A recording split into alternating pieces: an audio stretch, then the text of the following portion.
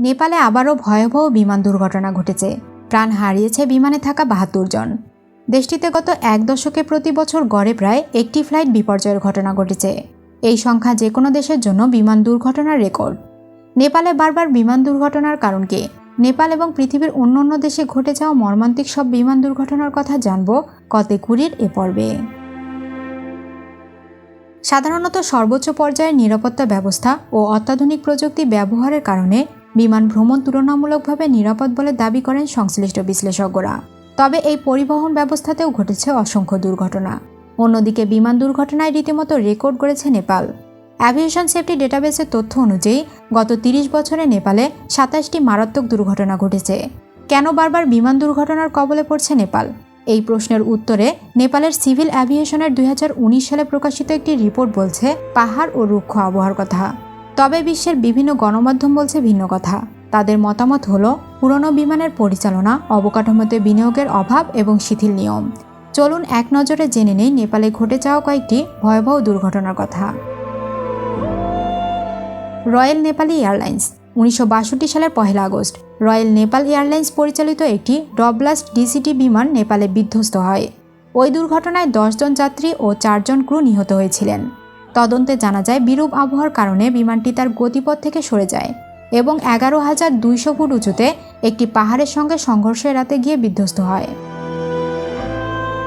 থাই Airways. ১৯৭২ সালের ৩১ July Airbus A310-304 ফ্লাইটটি ত্রিভুবন আন্তর্জাতিক বিমানবন্দরের কাছে এসে বিধ্বস্ত হয়। ক্যাপ্টেন এবং এয়ার ট্রাফিক কন্ট্রোলের ভাষাগত বোঝাপড়ার অভাব এবং বিরূপ আবহাওয়ার কারণে এই দুর্ঘটনা ঘটেছিল। শেষ পর্যন্ত দুর্ঘটনার কবলে পড়ে মৃত্যু হয় ১১৩ জন যাত্রীর।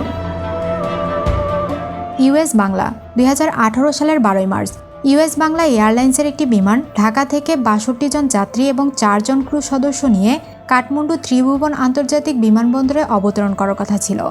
কিন্তু হঠাৎ বিমান নিয়ন্ত্রণ হারিয়ে ফেলায় বিমানবন্দরের কাছে একটি ফুটবল মাঠে আছড়ে পড়ে আগুন লেগে যায় উড়োজাহাজটিতে। এই ঘটনায় ৪৯ জনের মৃত্যু হয়েছিল।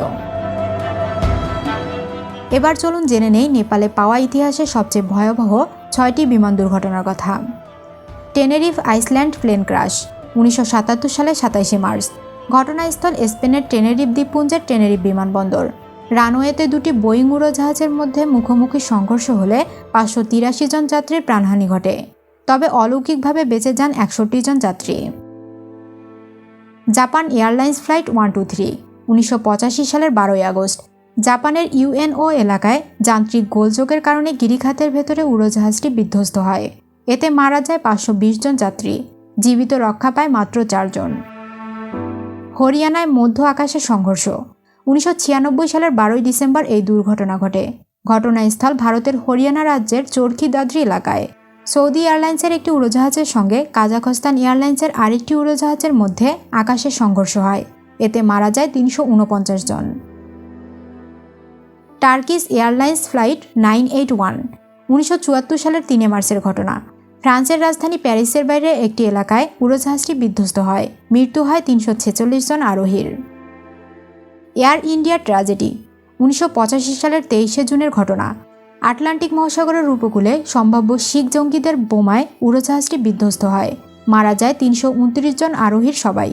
তাদের মধ্যে ২৬৮ জন ভারতীয় বংশোদ্ভূত কানাডীয় নাগরিক। সৌদিয়া ফ্লাইট 163। ১৯৮০ সালের ১৯ আগস্টের ঘটনা।